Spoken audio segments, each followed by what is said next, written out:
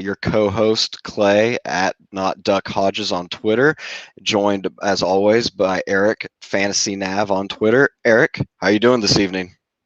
I'm good. I'm hanging in there, Clay. I'm excited to talk a little running backs. Right, we teased it last time out. Talked about quarterbacks, one of the more stable positions in the dynasty game. So now we're swinging the pendulum to the other side of the spectrum, and maybe one Yeah, of the most dynamic and volatile positions, the running back. yeah. And before we get into that, you can always find us at goingfor2.com. Jeff Lambert has been teasing a potential sponsorship I'm pretty excited for. We'll see if it comes in the next couple weeks, but we'll have to give a little shout out then, and it will be very awkward, I'm sure, and fun, but stay tuned for more there. But like you said, it is the week of the running backs. And before we really get into that, as always, feel free to drop anything into the chat box. We'll answer questions. We have a couple from Twitter earlier we'll get to at the end. I'll just try to weave them in. I'll monitor as it goes on, but get them in. Preferably running back questions, but if you got something on your mind, free agency, whatever, like we got an hour here, so make it your own. Just fire away. We'll answer all football and non-serious type questions. And as we left off last week, Eric, or 2 weeks ago, before we jump into the position, we always we decided to do kind of a Dynasty 101. Because we don't know if our viewers are the experienced Dynasty players or if they're new to the Dynasty arena and they're just saying, what kind of waters am I navigating here?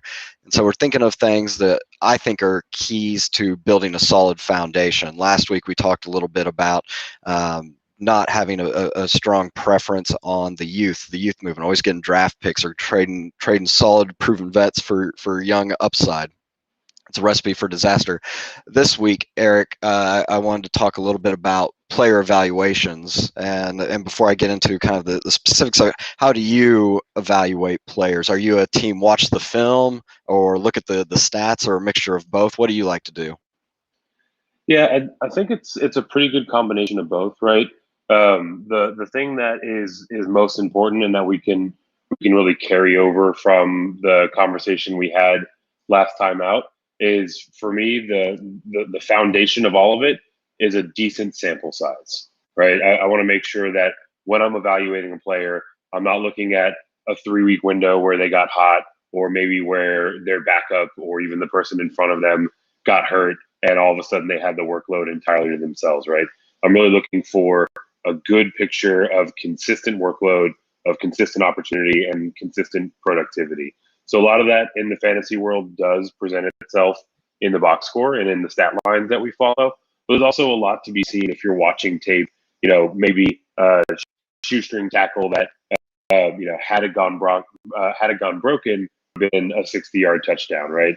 Or maybe on the other side of that, a 60-yard touchdown that got called back by a holding penalty, right? So I definitely think that you want to look for as many different input and data points as you can. So I try to keep a pretty good balance across stats and film. But really, the thing that's most consistent is I want a good sample of somewhere between 16 and 20 games, preferably. You make do with what you can, but ultimately you want a representative sample size when making your eval.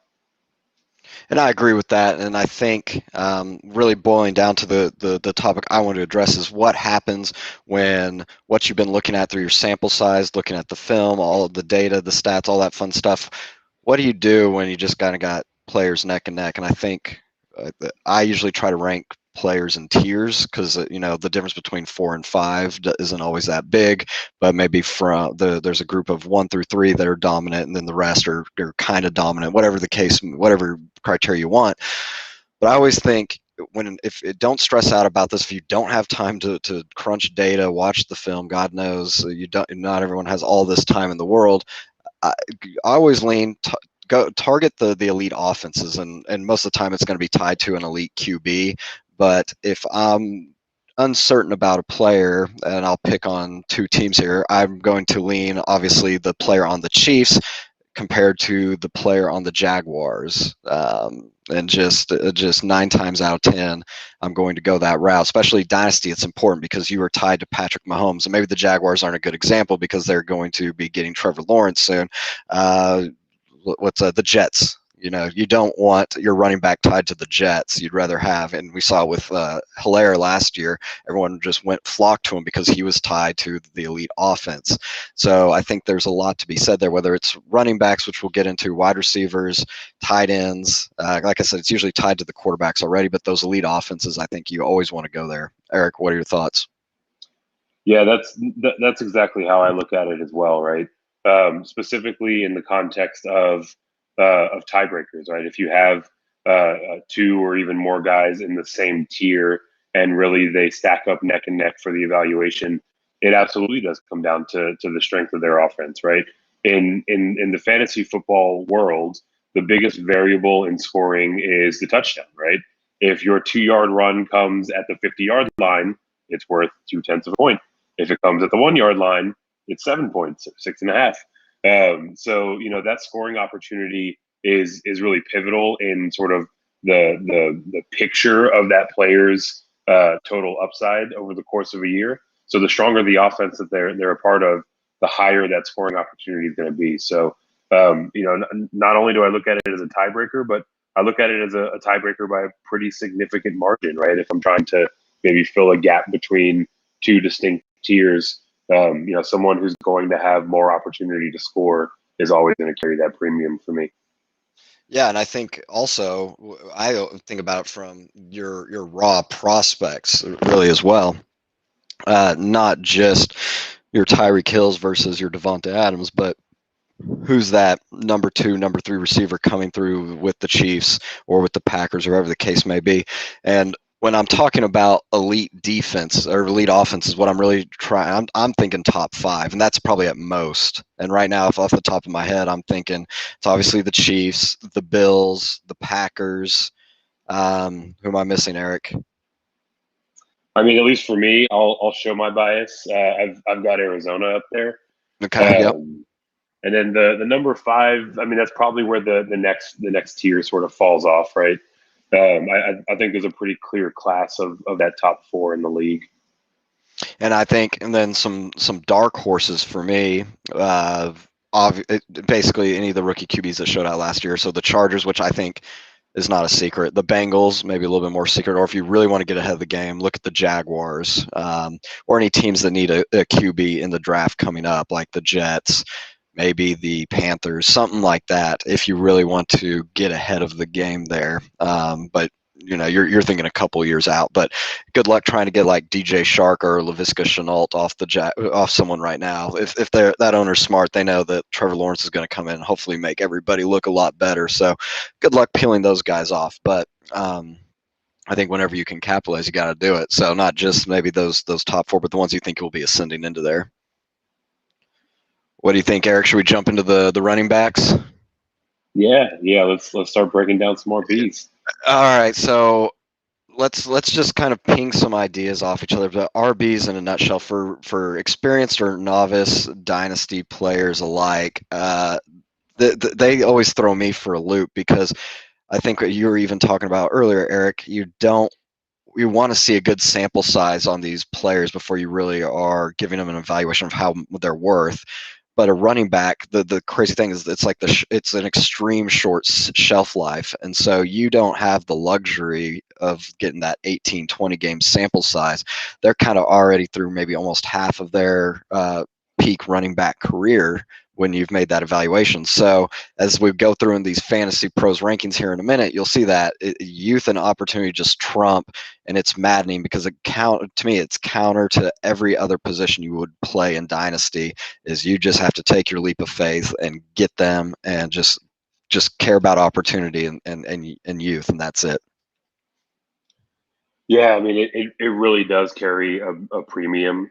As I was harping on sample size to kick off the show, I do think you have to adjust that sample a little bit for the running back position. So, the days of a prospectus on a running back being 10 years plus are long behind us. So to your point, that's really where youth does start to present a premium, because now the model is get a talented through the draft and immediately into the ground, right?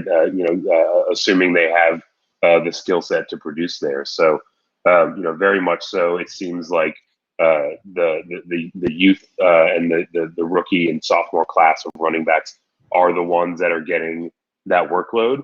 And specifically for the running back position, opportunity is king, right? If someone is going to touch the ball 15, 18, 20 times a game, they are going to be over the course of a season, and especially in Dynasty, the course of a number of seasons, far out producing those who are sort of in that mid to low teen range. And the maddening thing, we're not telling y'all something you don't already know and that the NFL teams don't already know. A couple of years ago, you were ahead of the game, but right now, you can see it with the NFL teams. They're like you were saying, Eric. They're running their players into the ground. They're churning them. They're not signing them to those long-term deals, so they're already onto this game as well, which makes it that much far more difficult because it's hard to really trick or convince another owner sometimes to take this, especially if it's a savvy league. If you can find some owners that are sleeping on the ball, or maybe they prioritize draft picks, maybe you can finagle something there. But for the most part, and we'll get into this kind of like hawk it or lock it later, where we're talking about buy, sell, keep. It's really hard to sell these sometimes unless you're really getting at trying to project the season or the time when you think they've hit their peak and they're on their downswing. And it's tough and it's uncomfortable with a running back because I think the cliff is so steep, it just falls off. You got to pull the trigger because as soon as that cliff falls, then there's no value there. And guessing that you're going to have to make the uncomfortable trade and say he might have one more year, but I got to get rid of him now and get some picks back. I think that's always the key in these leagues is when no, and sometimes you're going to have to cut him a little bit earlier. But that's also why it's maddening. Yeah. Specifically to the running back position, right? More than any other, I think this is the position that you really have to take both feet on the ground, objective look at how your team is built for both this year and the next 3 year picture. And running backs make perfect trade assets for a team that's either trying to step into win now, or a team that is realizing that that is not their window, and they can get reasonable return for trading that asset. Right? There's so much volatility. There's such a short shelf life that the best way to get return and value for your running back asset is partnering up with someone that thinks they have a window to win it today and get as much in return for them in the trade market as you can. Yeah, and I'm trying to think. We'll get into this a little bit when we start ranking these, but I think the best way, at least I try to prioritize it. It's very rare I'm going to be buying or making a trade to get a running back, unless it is a running back maybe that's in a timeshare or behind someone that I think that will ascend in the next year into the starting position. But I'm rarely buying those assets, and I'm trying to build it through draft or getting, like I said, the backups, and then just hopefully through the natural progression. Usually a 3-year cycle, to be honest. You're getting some hits there, so you're kind of really thinking from like a 0 RB draft strategy to some extent, where you just need to acquire as many potential assets, promising assets as possible, and just hope that a couple of them get that opportunity. Because to me, I don't care about talent. Talent's a plus, but the opportunity is all that matters. I want, if he's getting the ball, I don't really care if it's Frank Gore or James Robinson, what their age is, but they just need to be getting the rock. It's much better than having Benjamin sitting on your bench. Yeah, that's exactly it, right? And more than any other position in the running back world, they are an injury away from that elite workload. So I tend to take a similar tack, right? The back end of my bench is a lot of lottery ticket guys that can either emerge and take the job by force, or the right injury falls in your lap, and all of a sudden you have a championship roster for a guy that maybe you got off the wire or in the back end of your draft. So that's definitely how I look at where I want to stack up kind of the quantity of my running back exposure. Anything else you want to talk on, just kind of from an intro perspective, things we should know? I'm trying to think. Yeah, I think that really touches it, right? The things that I had kind of jotted down when I was looking at the show sheet are just that, right? Like I take a volume play to those kind of backup or emerging running back talents, and over the course of time, because it's such an injury prone position, if you expose yourself to enough of those players, you're pretty consistently going to have good contribution to the sort of back half of a given season, taking that tack. All right, well, let's jump into kind of our RB rankings, our thoughts on the Fantasy Pros Dynasty rankings. If you're pulling it up at home, make sure you look, make sure it's the Dynasty rankings, and you'll be able to tell pretty quickly because it looks wacky when you're looking at the Dynasty ones. We'll do PPR because I think most leagues are doing PPR these days. And yeah, let's jump into that. Eric, lead it off. I said three that we're higher on. Give us a couple. We'll start talking. But who are some of the RBs you're higher on than maybe Fantasy Pros has them ranked? Yeah, so there are two that just scream off the page for me that I am measurably higher on. The first is my dude Nick Chubb. Hand in the air, guilty, chubby chaser, and I'm happy to admit it.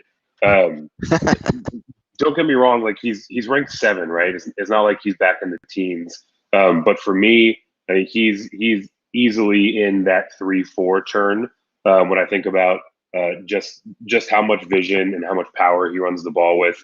Um, Kareem Hunt is going to continue to be a consideration, but if you look the back half of last year when Hunt returned from his injury, they found ways for each of these players to be very, very productive, even though they were splitting the workload. So I love Nick Chubb. He's easily inside my top 5.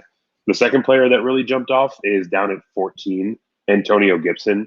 If you look at just the workload that he takes on, granted, I think he's one of the more talented backs that came out of last year's rookie class. But even setting that aside, he's a prime example of a player who is getting as much work as he can stomach, both carrying the ball and receiving the ball out of the backfield. So for me to not have a player who has that talent and is getting that elite workload in the top 10 is a bit of a slight. So those are the two that jump out to me. There are other ones that you can, at least I feel like make an argument for, but those are the biggest ones that jump right out.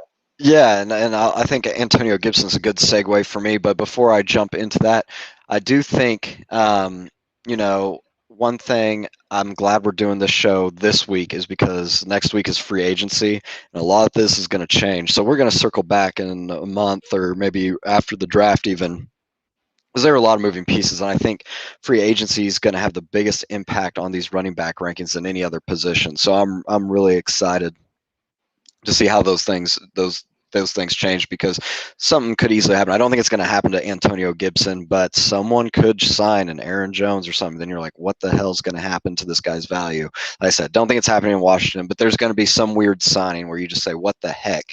I was all in on this guy. But one of the things the big beef I was having with some of this, and it's not just a specific player, but it's more they're all young in the top 20. I mean, the one that has the most carries is probably Zeke, and I'll get to him in a minute.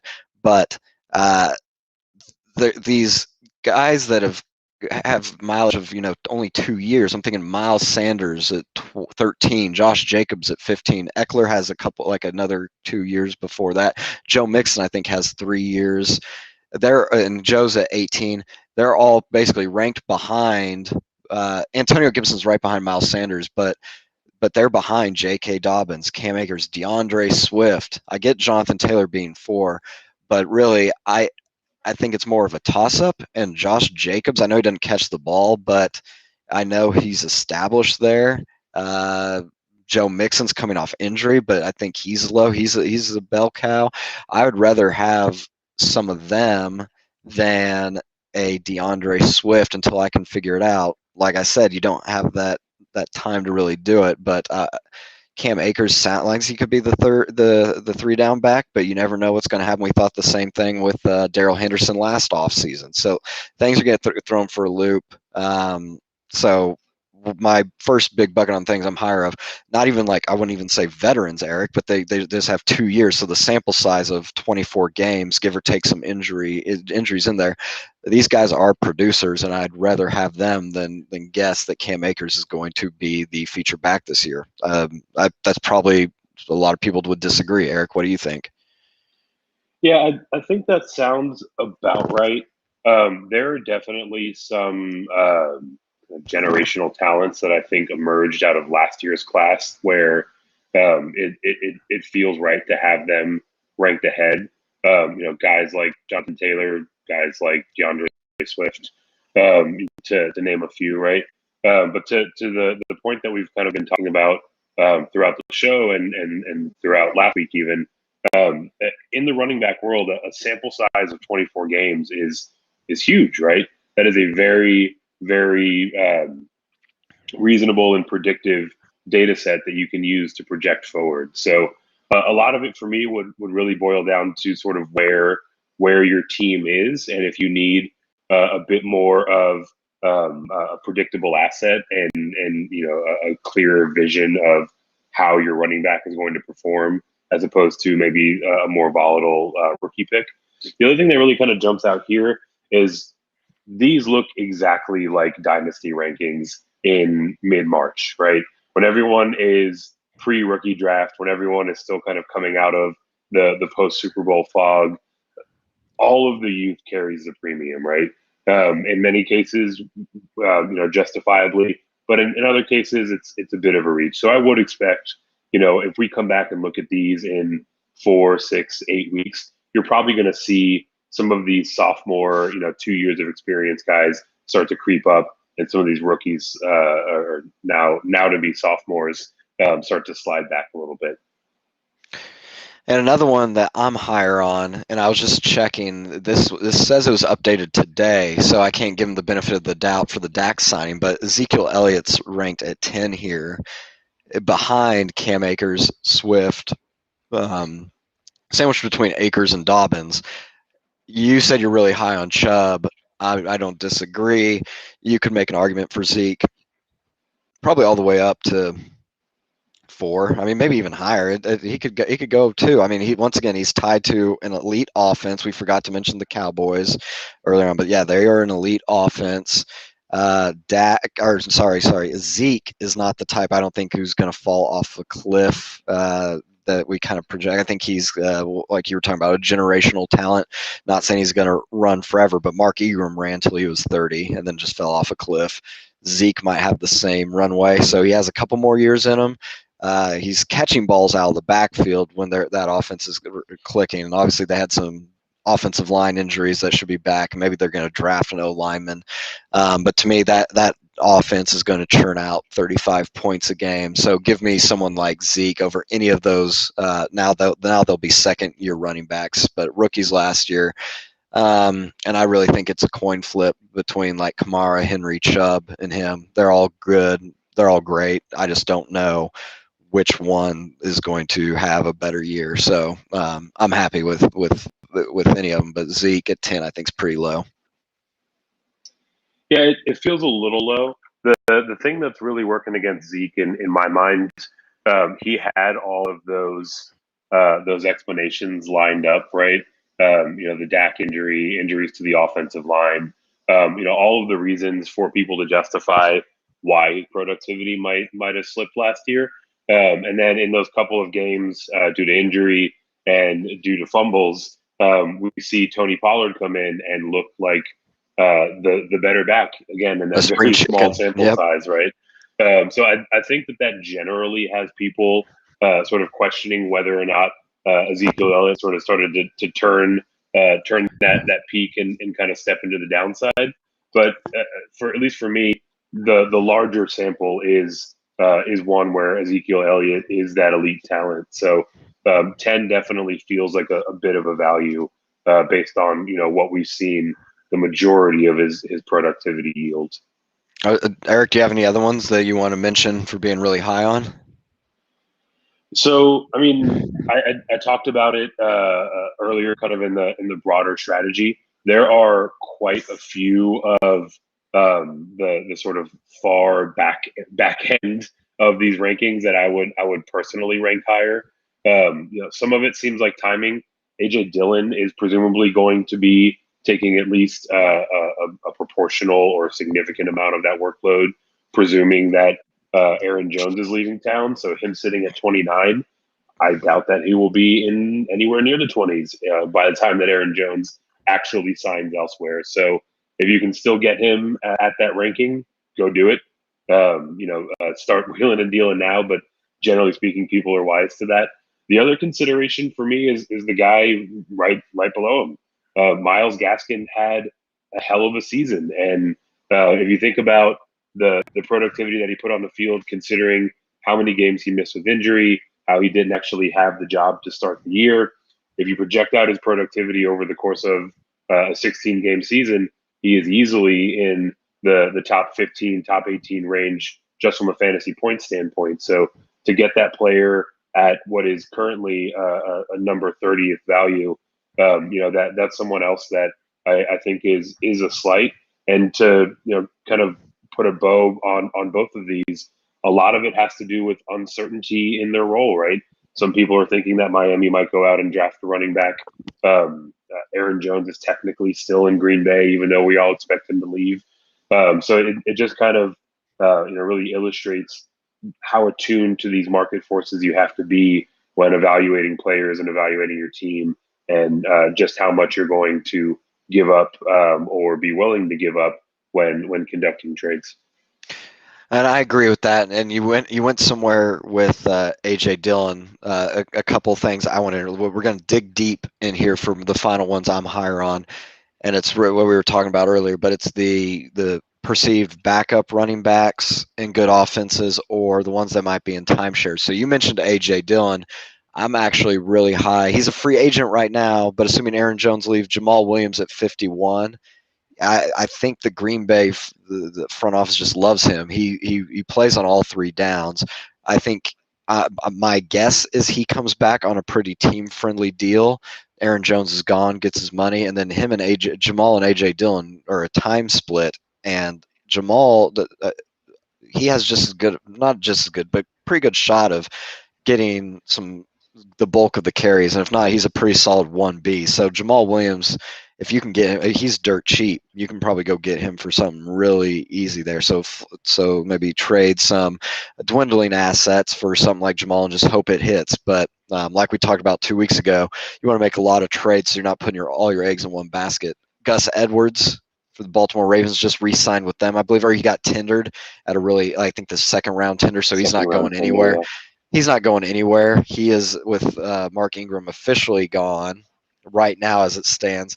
He's the 1B to J.K. Dobbins. And once again, that's closer to a 50-50 time split, and he should get a lot of the goal line work, and they love Gus Johnson there, the Gus bus. So I think he's ranked at 46. Like I'm saying, we're just scraping bottom of the barrel. These are the types that I'm trying to scoop up, and with Dynasty rosters usually being like 25-ish. You can get like 9 running backs. I think these are the guys you kind of stash at the end of your bench, and all of a sudden they could be the starters in your gold mine. Trying to look at I'm trying to think. There was another one that I marked here, Alexander Madison, but he's at 43. He's just an injury away from being the lead back there, but he's kind of disappointed.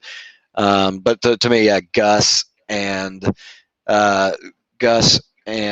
Jamal Williams at 51 were the ones there. Are there any other ones like really ones you're just scraping bottom of the barrel you want on your rosters going into before free agency? I mean, I think that really sort of wraps up the picture in this range, right? There is some youth buried down here. Anthony Mcfarland at 65. He was drafted last year, and James Conner didn't really do anything with the workload that he had, right? So he definitely has some upside.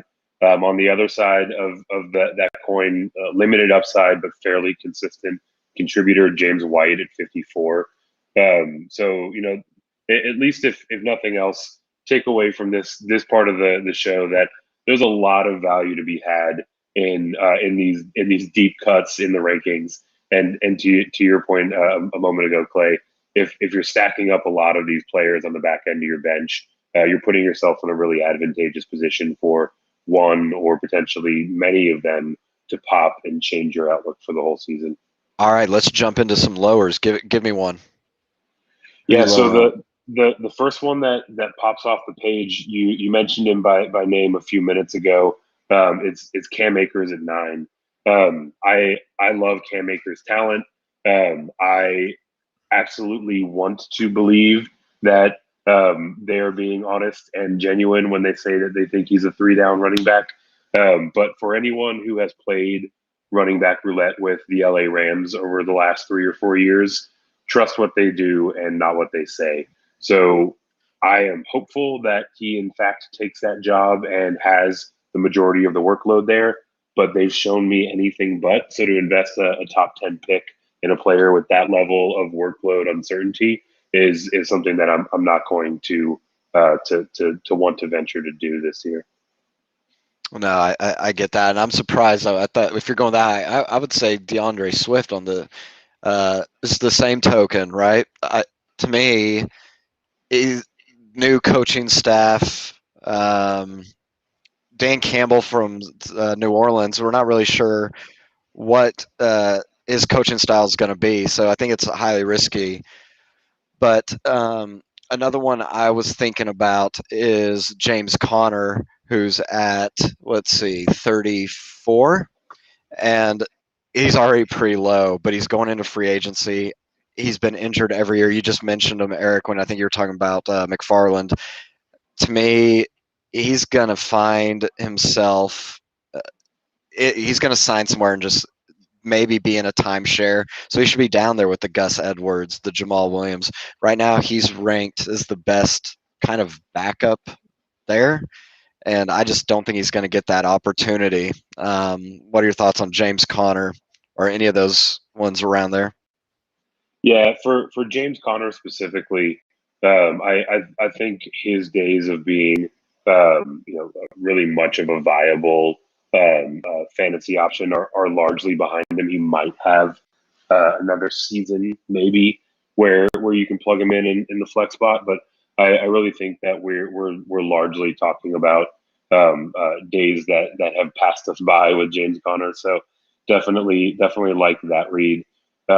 In terms of sort of generally in this area where I'm down on, Chris Carson comes to mind, sitting at 25. It was announced that the Seahawks are going to allow him to test free agency, and I think he's likely to end up in a position where maybe if he's lucky, he's getting first and second down work somewhere, but probably in the unfavorable side of a split. Chris Carson just screams New York Jets signing, in my opinion. I'm putting it on there. We can bet a 6-pack, something. I'll bet a beer to your 6 if you want to give me some odds. But I think he goes to the Jets. I think that's the total Jets move right there in a nutshell. It would be a Jets thing to do, yeah. And just look at these sort of Jets veteran running back signings of recent years past, right? Like nobody who had Le'Veon Bell over the last few years was happy about it, right? So Chris Carson feels like someone that I'm really going to be avoiding in startups, and I'm not looking to acquire in leagues that have already established.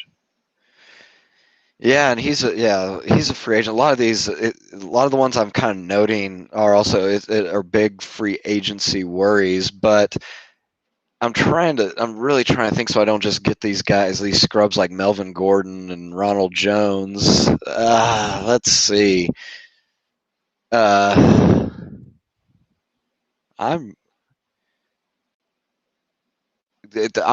bring this up just as a point of discussion. James Robinson's at 19. That to me feels low, but I'm not comfortable saying to put him too much higher. Like, what do we do with James Robinson? Let's talk about him real quick. Yeah, so I'm a James Robinson fan. For me, him sitting at 19 speaks a bit more to uncertainty, right? He was an undrafted free agent last year. He outperformed really everybody's expectation, and now for one reason or another, the market, people are largely assuming or at least uncertain as to whether or not Jacksonville is going to bring in another back, either through free agency or potentially through the draft. And so I think that's really depressed his ranking here. It's probably a bit optimistic, but my look at it, at least, is that Jacksonville has already done the hard thing, right? They found the diamond in the rough. They found a starting caliber player as a UDFA. So once an organization does that, I tend to think that they look at that as house money and move on to solving other holes and other gaps in their roster. So if that's the case, and we again fast forward a few months and there's not another running back on that roster, I think that James Robinson is vaulted into that kind of 10 to 13, 14 range pretty definitively. So, with him sitting at 19, I'm going to find myself with a lot of James Robinson this year. It's just crazy to me that I just talked about these guys I'm kind of lower on, the Swifts and the Akers. The Dobbins is in a timeshare. Antonio Gibson, you're not really sure. CH is ranked above him. He didn't do anything last year.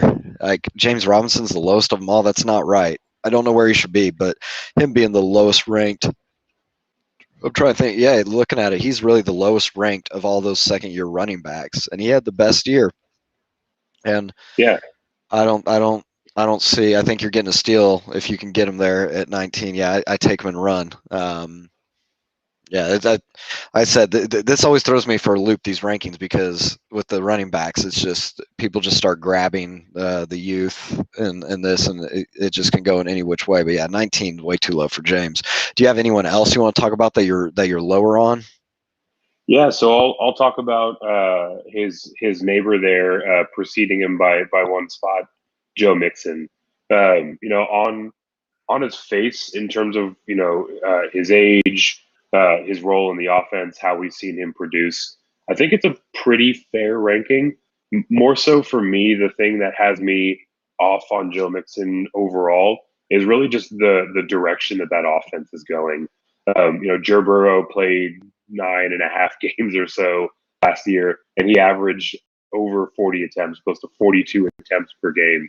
So very, very definitively in that 10 game or so sample size, it is clear that the Bengals are looking to pass the ball. I think he had over 50 pass attempts in 3 of those 9.5 games. He got injured midway through, right? So, for me, that's an offense where their philosophy is pretty clearly shifting away from the run. So, with that, I'm probably have Joe Mixon closer to that 22, 24 range. So 18 is a bit of a reach for at least where I'm projecting that offense to be heading in 2021. And since I hinted at him being higher in my rankings, I'll defend my boy, University of Oklahoma. I know he didn't do great things there, off the field, that is. To me, yeah, the understatement. But those stats you put out about Burrow, while true, my argument would be is that their defense was dog shit. They were down in every game. That they're airing it out for that reason. Now, I don't think they're going to be a dominant or winning team this year, but that's one of the offenses I think is on the ascension. Maybe they can get to 8-8 this year. They can maybe be good enough where they have enough leads where they are going to lean a little bit more on Joe. From my recollection, without stats from Joe, I think is pretty active out of the backfield. So even when they're passing, he should have some there. And usually with I was trying to think of with them in the game, but Mixon didn't really play much last year. But I don't think Joe Burrow's scrambling. I think he scrambled a little bit. I don't think that's going to take away from like Joe Mixon dumped offs. I think Joe's more of a design to get the ball in his hands in space type person. I'm higher on Joe, but I think there is the injury risk. He just got paid. I think he came out the same year as CMC and Fournette. I think that's the same draft. Maybe it was the year before, but he's getting there where you really have to make a decision. But I'm going to tie myself to what I think will be a good offense and see if he'll get some touches there. So I'm a little bit higher. Maybe that's the second bet of the show is another beer bet there is Joe Mixon places higher or lower than 18. There we go. Oh man, lock it in. All I'll right. take 18.5 for a 6. All right, let's do it. I'll have to go back and watch this and figure out what bets we've made. Otherwise, I'll just never remember. All right. So before we get into kind of our targets, what are some of the running backs you're keeping an eye on during but right before free agency? And obviously we know about like the Aaron Joneses. We've talked about the Carsons and some other ones, but maybe so since people probably already know who's going to head to free agency, who do you think is right now established in a position that's it's susceptible through either the draft or free agency to lose a lot of value because they sign one of these guys? Yeah, so it's really hard to say, right? The free agent class for the running back position is relatively thin in terms of guys who can come in and potentially take the job, right?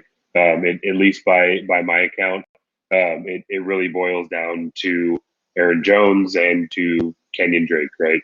And even Kenyon Drake is arguable. So I don't think that there is a whole lot of risk to many of the guys on this list.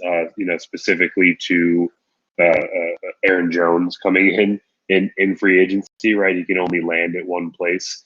In terms of on the draft side, I would start to look towards the players that have either been a little unproductive or getting a bit longer in the tooth, or maybe they're kind of a mismatch. And for me, the guy that kind of jumps out is Austin Eckler. I wanted to believe in Austin Eckler. He was one of those efficiency monsters where whenever you would look at his per touch statistics, he was insane. But now we've got a larger and larger sample size of him getting the workload, and that efficiency has started to erode. So at least for me, it does bear the question if the organization is looking at him in a similar light and might try to bring in that complimentary back, a la Melvin Gordon of a few years ago, so that they can restore Eckler to that efficiency play that he was in years past. Some of the names I'm kind of worried about here would be Ronald Jones. I don't know if Fournette's going to be back, but they might get a complimentary piece there. I think he's ranked at 24 in Fantasy Pros. I think that's pretty volatile right now. You mentioned Kenyon Drake. I don't know where he might end up. It could be in a timeshare. He's ranked at 27. Damian Harris at 28. I don't think the Patriots necessarily go get a running back, but they just signed one for $14 million. They just signed Cam. Yeah, the goal line back. That's what I was going to say. and they will probably draft, even if it's like a 6th-round pick. You never know who they're going to play. So Damian Harris has been looking good, and I'm excited. I have him in a couple leagues. I was excited, but I think Cam re-signing there, there could be a shocker there. You mentioned Myles Gaskin earlier. You're higher on. All the rumors is that Aaron Jones is going to go there. Hopefully, I think that'd be so stupid of the Dolphins to have done all these things. I think right from an analytics standpoint, building draft capital, getting cap space to then go and spend like 15 million on Aaron Jones. It's like you just flushed like 2 or 3 years of hard work down the drain. They have so many draft picks. Draft one of these top 3 running backs. If they don't pan out, then that's fine. But like you mentioned, Myles Gaskin did pretty good. Like I don't understand why the hate. Like just because he's not a big name like Aaron Jones, draft a or spend money on more offensive linemen, and Myles Gaskin will look that much better. It doesn't make any sense to me. Man, and they're out there. I think I saw earlier today. There are now 3 first-round tackles that have been released out on the market. So they can very easily go and bolster that line and not have to pick up what will prove to be at least a couple year asset in Jones. So definitely agree with your view there on Miami.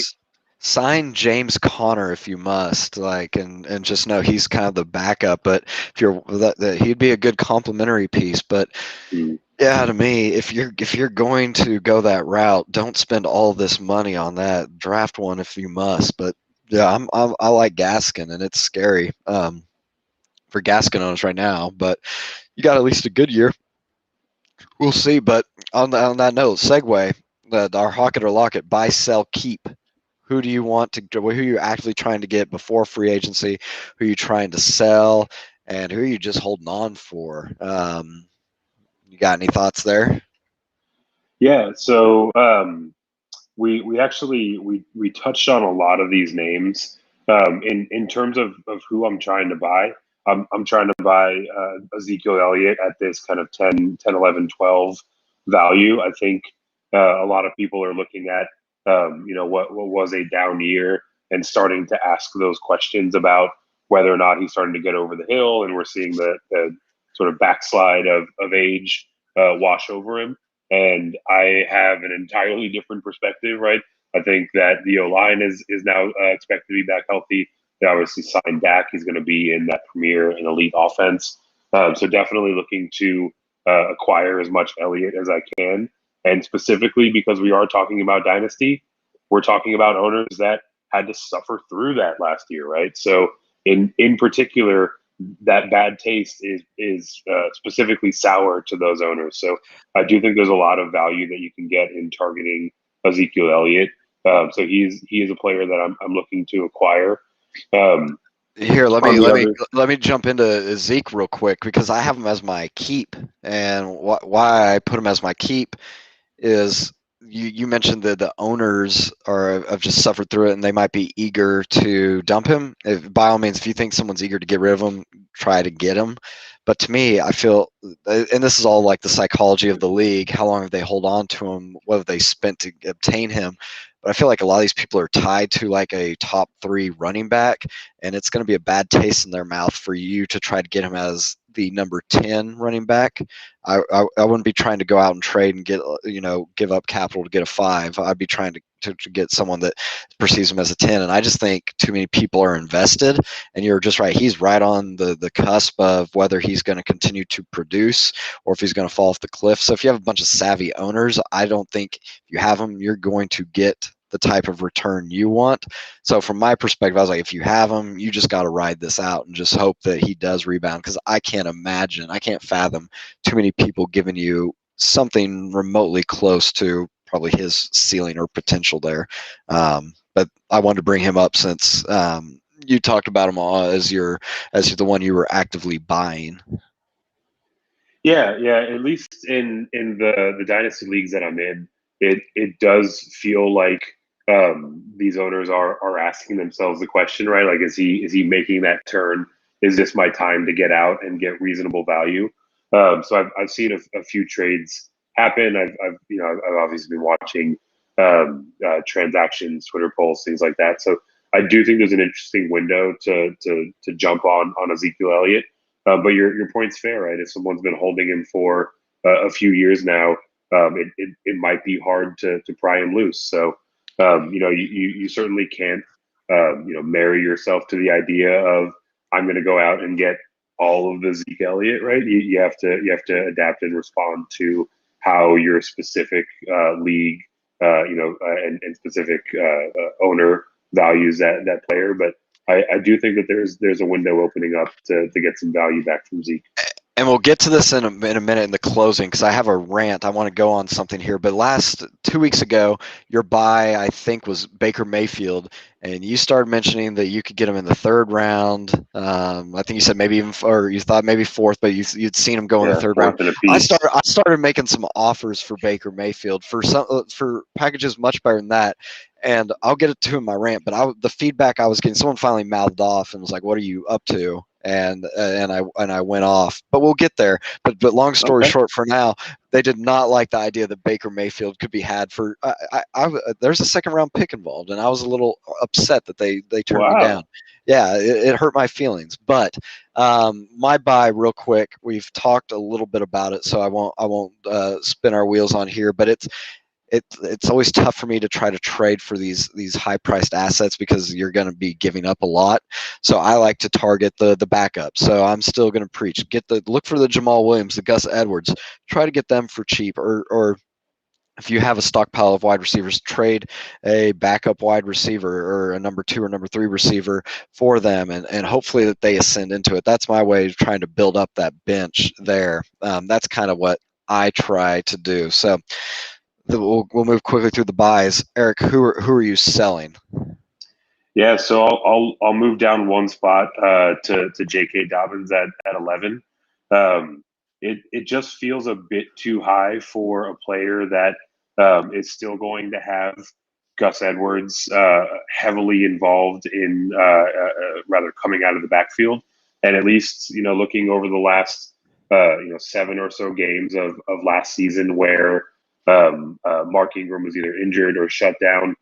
J.K. Dobbins literally did nothing in terms of receiving the ball out of the backfield. So, like I mentioned earlier, to have a player, near that top 10 range who is going to be one-dimensional in terms of their contribution just feels a bit too rich. So, if I can move off of him and get back that 10, 11 value, I'm feeling pretty happy about it. Yeah, no, I agree with that. Selling, I'm trying to think here. Oh, Kareem Hunt. I'm trying to figure out if he's even someone you can sell right now, but he's a solid 1B. And to me, I think he just what Eric, do you know off the top of your head what's his contract situation? Didn't he sign like a couple of years? Yeah, I think he's got one more year and an option ahead of him, if Okay. memory serves. So he's still with the Browns for the near term.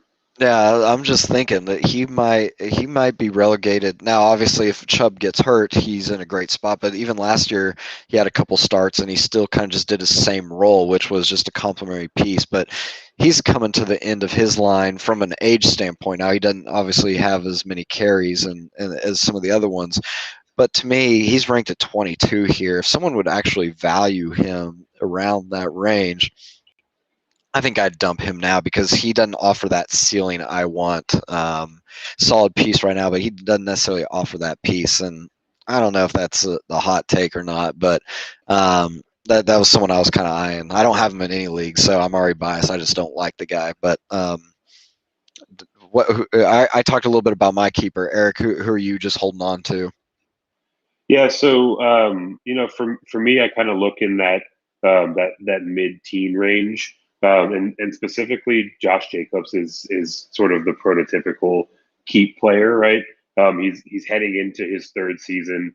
There are enough questions around his quarterback situation. There are enough concerns about his involvement in the receiving game and if he'll take a step forward to where it's just hard to get a super clean valuation on him. So the places where I have him, he's young enough, he's been productive enough in the opportunities he's gotten to where I'm more than happy to keep him on my roster. And it doesn't really feel like there's going to be much opportunity to get value in return for him, at least enough value to where I'm excited to move off of that type of player. All right, perfect. So let's see here. I think we've touched on those. We're almost at 60 minutes, so we're right on track. We don't have any Q&As in the chat, but through Twitter, the magical Twitterverse, we had a couple of questions before we jumped on here. So the first one's from Dan, he loves the Griffey jersey. He says Gus Edwards is his bane. He asked, where do we value Miles Sanders in Dynasty for PPR 12-team Superflex leagues? So kind of our standard. I'll lead off because I've already kind of talked about right now. Miles, from Fantasy Pros perspective, Miles Sanders is ranked 13th. I would actually bump him probably above a Dobbins, above an Akers, and a Swift. So I'd probably have him at 8-ish. Again, maybe with Aaron Jones, we'll see where he goes, what I want to do there. But I think he's a top 10 back for certain. And I'm excited about this new offense.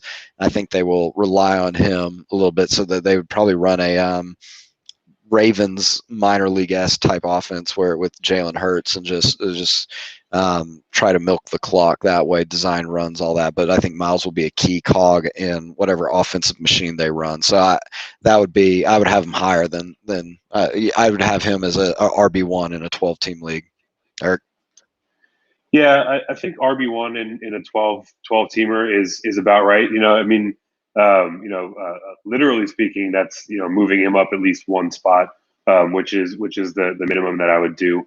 I don't know if I'd have him crack the top 10 quite yet, but for me, Miles Sanders has been that player that has all of the talent and the skill set in the world, and Philly fans like Dan have had to watch him be underutilized for years. So I'm also bullish on what this new offense is going to do to unleash him. All right, and then the other question from our man G-Man J, is Zeke a buy, sell, or hold? I think we talked about that. That's perfect. So for you, you're buying, I'm holding. So he's a little bit of both. I would definitely say I'm not selling him if I have him. Like I said, you're not getting the value. I think he's the type of running back who's going to last a little bit longer than the usual. So, but we'll see. We could be wrong. We'll find out pretty soon, I would guess. So before we wrap it up, I want to circle back to my rant here. Then if there's anything you want to bring up, we can do so. But went back, you inspired me to go look at these Baker Mayfield these trades, and in one of the leagues I found an owner.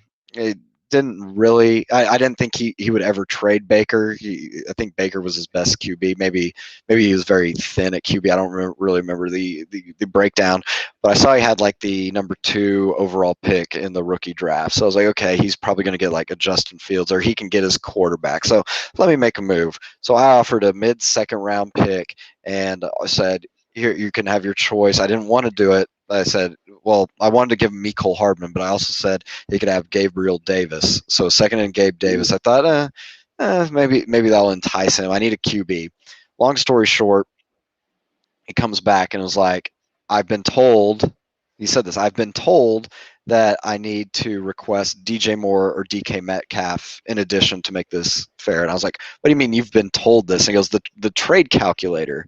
And I said, what fucking trade calculator do you have that is telling you that I should be giving you one, even DK Metcalf alone, but DK Metcalf plus a second plus Gabe or Mecole Hardman for this?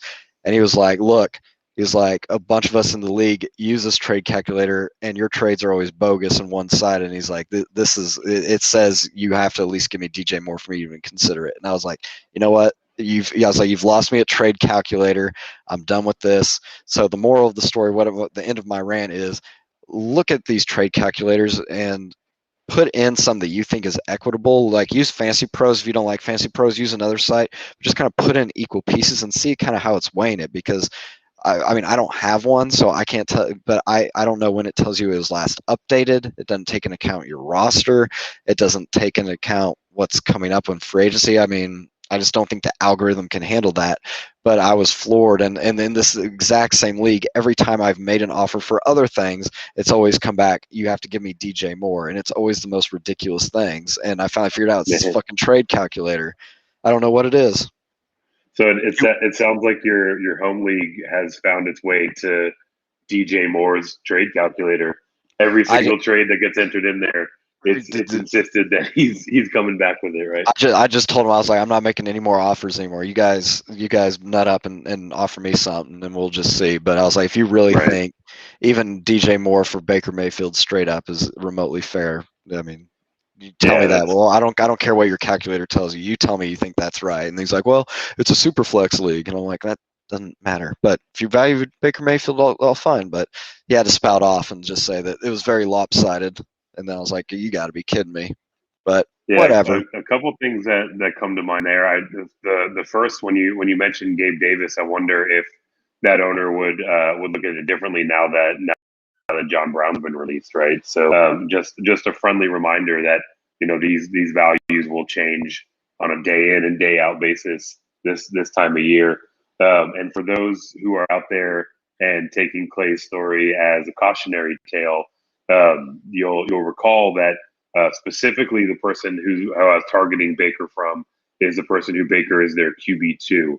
If Baker is their one, you'll be hard pressed to get them to move off of him for a third, or as Clay mentioned, even a second, right? So definitely keep these things in mind while you're making trades and making offers, right? You have to consider their context for their team.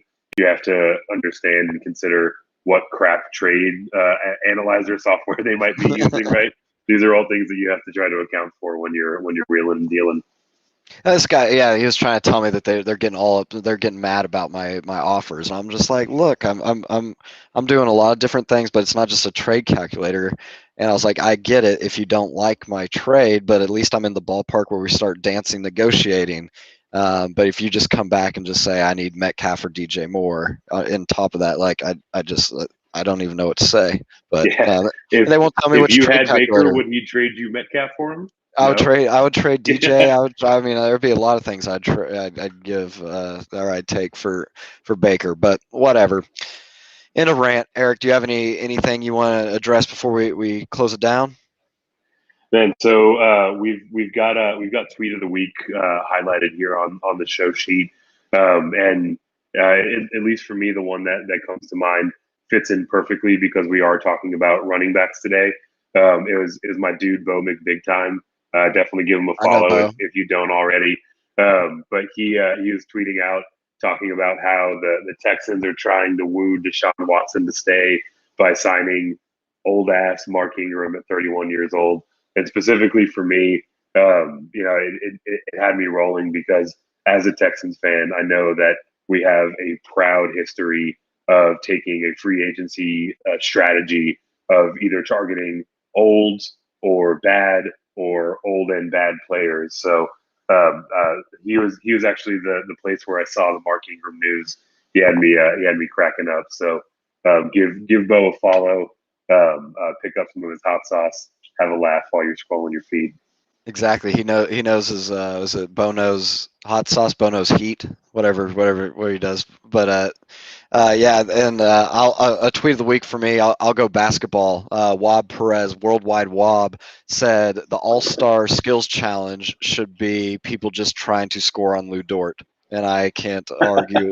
I can't agree more. I mean, Lou Dort is one of the best defenders, generational defender for the Oklahoma City Thunder.